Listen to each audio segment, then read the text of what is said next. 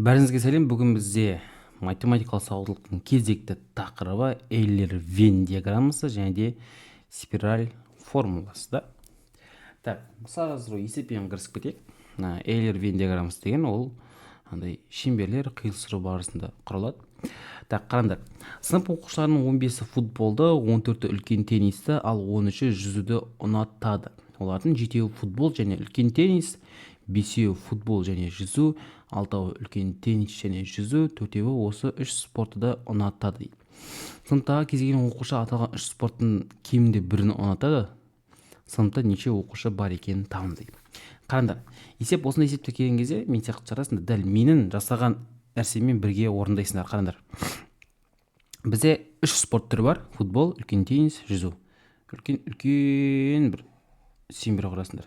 Мен сендерге мына слайдты пайдаланып 3 цветпен жасайын. Давайте. Осындай. Келесі бір қара болсын. Осындай 3 шеңбер.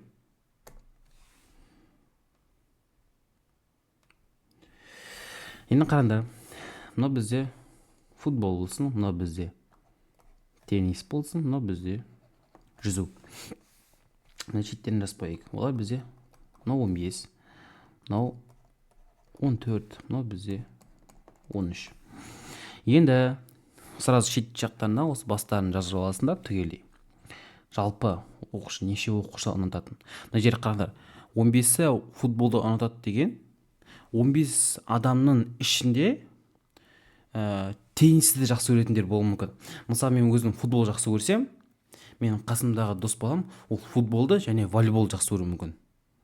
Бірақ екеуміз де футбол жақсы көреміз. Бірақ ол волейбол тоже жақсы көреді да. Тек қана футбол жақсы көретін ол мен деген сияқты. Енді қараңдар, содан кейін барып мына 3 спортты да ұнатады деген сөзді көріп тұрсыңдар ғой. Осынан қараймыз. Бұл бізде 3 спортты ұнатады деген үшеуінің қиылысқан жері мынау ғой. Ол жерге 3 деген санды жаза қоямыз. Ол 3 спортты жақсы көреді деген сөз. Енді мына екінші сөйленге келеміз. Мына жерге олардың 7-і футбол және үлкен теннис дейді. Футбол және теннис. Осы екеуін 7 оқушы жақсы көреді екен. 7 оқушы жақсы көреді деген сөз. Қараңдар, мына қиылысқан жерде, осы екеуінің қиылысқан аралығында бізде деген не болу керек? 7 деген сан болу керек. Бірақ оның үшеуі мына жақта болса, 7-тен 3 азайтпаймыз, мына жақ 4 болады екен. Яғни 7 оқушының үшеуі барлығын жақсы көреді, 7 оқушының 4-еуі тек футбол мен теннисті жақсы көреді екен. Одан кейін 5-еуі футбол және жүзу. Футбол және жүзу. Мына жерде айтқандай 5 деген сан тұру керек. Бірақ оның үшеуі мына жақта, значит, мына жақ бізде 2 болады екен да. Азайтып тейсіңдер. 6-ы үлкен теннис және жүзу. Теннис және жүзу, мына жер бізде 6 болады екен. 6 болу керек. Бірақ оның үшеуі барлығына кіріп кетті. Мына жер бізде сонда 3 болады екен. Қосқанда 6 шығады. Енді сыныптағы кез келген оқушының аталған 3 спорттың кемінде бірін ұнатады дейді. Так, қараңдар, мына жерде бізде футбол 15 деп айттық қой. Футбол жақсы көретіндер 15 қой. Енді тек футболды жақсы көретіндер табуымыз керек, яғни мен сияқтылар мысалға. Ол үшін, не 14 жаздым? 15-тен азайтып тастаймыз, мына ішіндегі сандардың қосындысы. Мына қызыл шеңберді көріп тұрсыңдар, қызыл шеңбердің ішіндегі сандарды қосып шығасыңдар. 4, 3 плюс 2. 4, 3 плюс 2 неше болады? 7, 9 да. Просто 15-тен 9 алған кезде 6 шығады. Тек футболды жақсы көретіндер олар 6. Енді теннисті жақсы көретіндер болсын, 14-тен азайтып тастайсыңдар мына ішіндегі сандарды. 4, 3, 6, 10, сонда 4 шығады екен да. Келесі тек жүзді жақсы көретіндер табу үшін 13-тен азайтып тастайсыңдар мына үшеуінің қосындысы. 2 қосылған 3 қосылған 3. Так, 6, 8, 13-тен 8 алғанда 5 шығады. Мына жер бізде 5. Мынау бізде жаңа ол 4 болды да. Енді бізде сыныпта барлығы неше оқушы бар екен тап дегенде, мына мыналарға қарамайсыңдар. Тек мына шеңбердің ішінде қандай сандарды көріп тұрсыңдар, соларды қоса қоясыңдар. Все. Яғни 6, 4, 4, 2, 3, 3, 5. Бәрін қосқан қанша болады? Мына бізде 14-те береді. 14-ке 2 қоссақ 16, 16-ға 6 қоссақ мына жердегі 22, 22-ге 5 қоссақ 20. 7 керек қой. Әдемді қате еспедім бе? Так, кішкене күтейік. Мына жерде мен қате еспей жүрген сияқтымын. Так, құрметті оқушылар, мына есепті қарап шықтым. Мына жерде жауабымыз бізде қате болып шыққан екен. 27 деген жауап болу керек екен. Варианттар дұрыс емес, или сұрақтың ішінде есептердің бір сандық қателік бар. Мен толықтай тексеріп шықтым, біз 27 деген жауап шығу керек негізінде. Мұнда шығатын жауап точно. Так, 37 оқушы музыка үйірмесіне қатысады да, 22 домбыраны, 15 скрипканы, ал 9 домбыра және қобыз. Қобыз деген нәрсе бар екен. Давай мен 3 цветтен салмай ақ қояйын, сразу бір цветпен ұра берейін. Но бізде так, домбыра болсын, скрипка болсын, но бізде қобыз.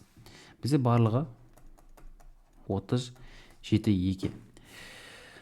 Мына жерде қарасындар, төртеуі 3 аспапты да жақсы көреді дейді. Так, домбыра бізде 22, мына жерде аспайық, скрипка деген 15, ал қобыз бізде что-то X, белгісіз екен, жазылбаған. Так, төртеуі 3 аспапты да жақсы көреді. Төртеуі 3 аспапты жақсы көреді деген, үшеуінің қиылысқан жерін 4 деген санды жазамыз. Енді мына жерге ораламыз екінші сөйлемге, үшінші сөйлемге. Олардың 9-ы домбыра және қобыз. Домбыра және қобыз. Мына екеуінің қиылысқан жерінде 9 тұру керек, бірақ 9-дан 4 азайтып тастаймыз, мына жерде 5 болады. Жетеуі домбыра және скрипка. Мына жерде домбыра және скрипка, осы жерде бізде 7 болу керек, бірақ 7-ден 4 азайтамыз, мына жерде 3 шығады. Төртеуі, жоқ, 6-ы қобыз және скрипка. Қобыз және скрипка, олар 6 болу керек. Мына жерден азайтып тастаймыз. 6-дан 4-еу, 2 болып шығады екен. Енді тек домбыраны табу үшін 22-тен азайтып тастаймыз. Мына үшеуінің қосындысы.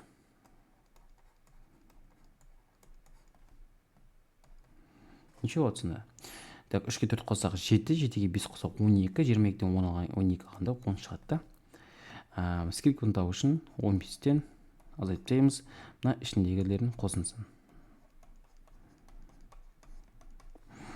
Так, 7, 9, 15-тен 9 алсақ 6 шығады. Мына жерде уже белгісіз ғой. Давай X алып тек. Просто мына жерде X белгісі алайық. Все. Енді бай дейді, ішіндегі барлық оқушылар жалпы 37 оқушы дейді. Мына шеңбердің ішіндегілердің бәрін қосып шығамыз.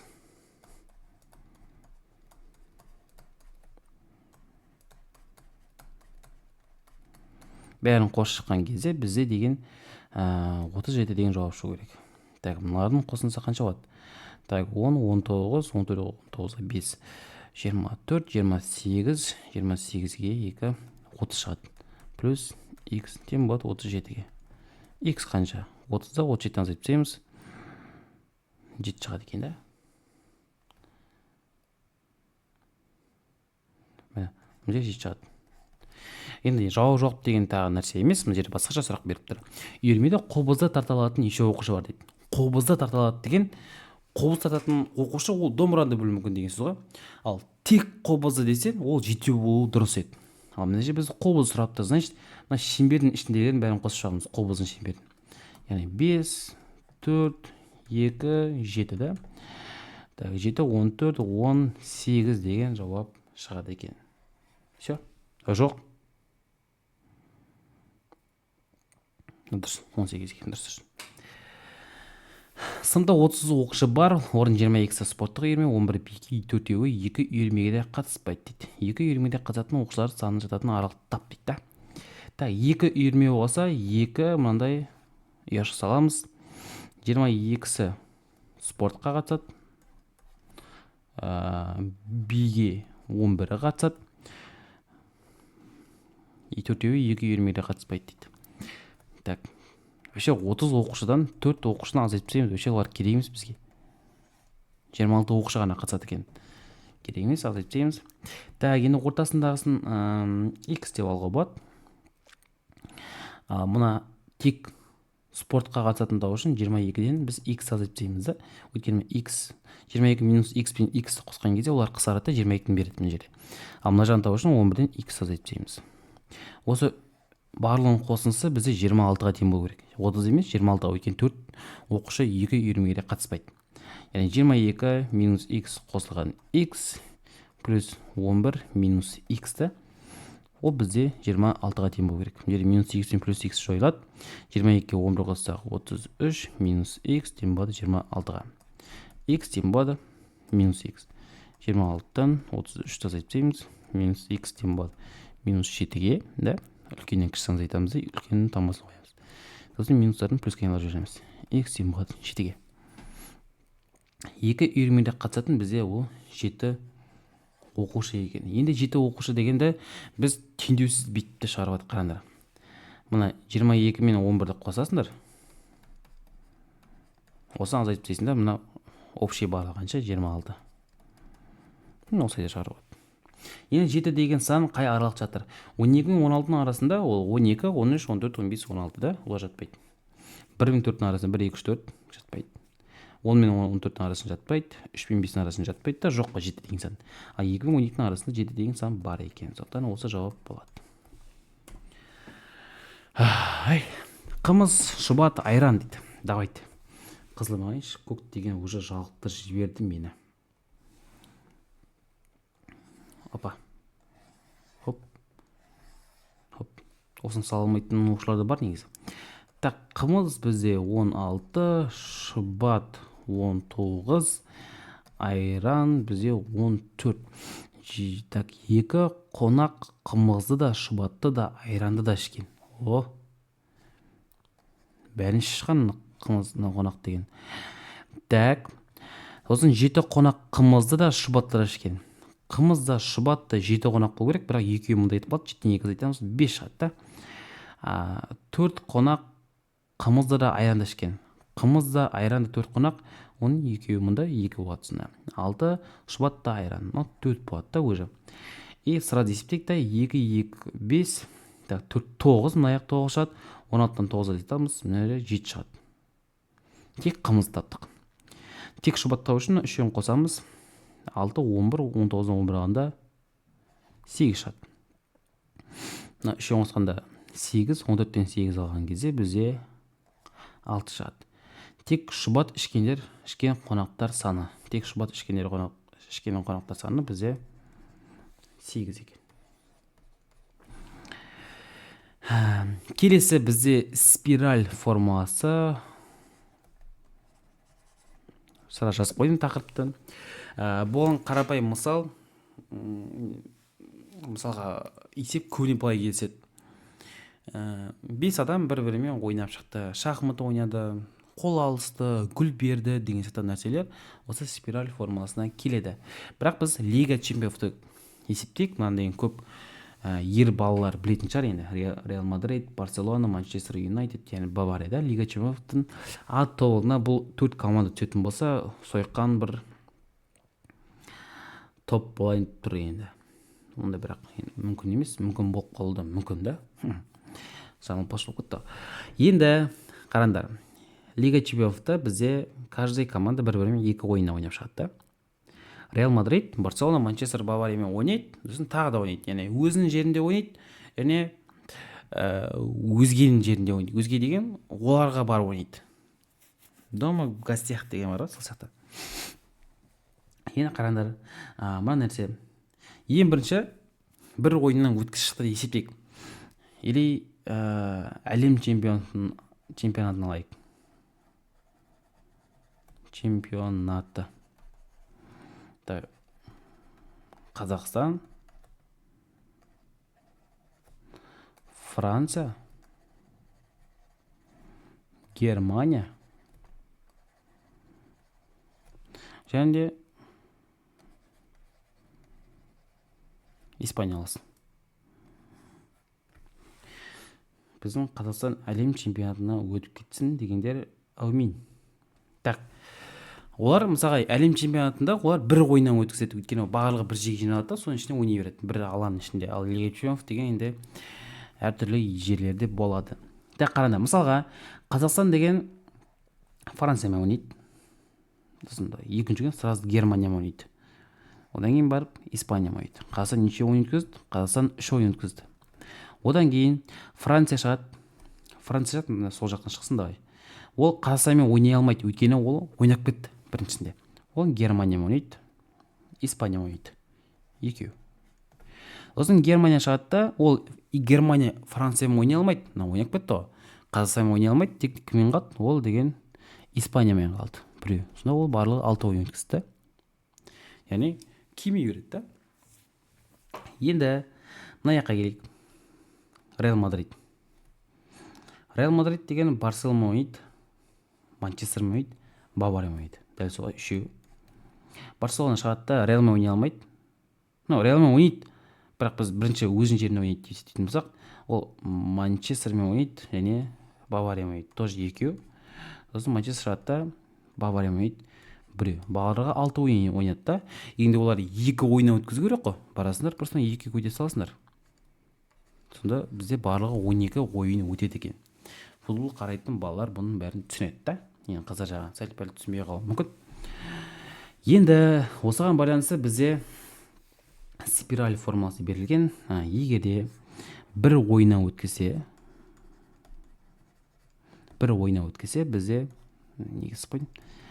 N көйтілген n-1 бөлінген 2. Бұл бізде спираль формуласы. N-нің орнынан команда санын жазасыңдар. N-нің орнына 4 көйтілген 4-1 ғой. 4 команда бар. 4-тен 1 алғанда 3, 4-3 бөлінген 2, 12 шығады екен. 6 шығады. 6 ойын шықты. Енді егер олар 2 ойын өткізсе, просто 2-ні алып дейсіңдер. Болды. N орнынан 4, 4-3. 12 шығады екен. Түсінікті. Балалар мерекесі арналған концертке 13 әнші қатысты. Концерт барысында әрбір әнші басқа әншілермен дуэт болып бір әннен айтты. Бір әннен айтты. Ол n-1 бөлінген 2. N орнына 13-ті қоямыз. Мына 13-1.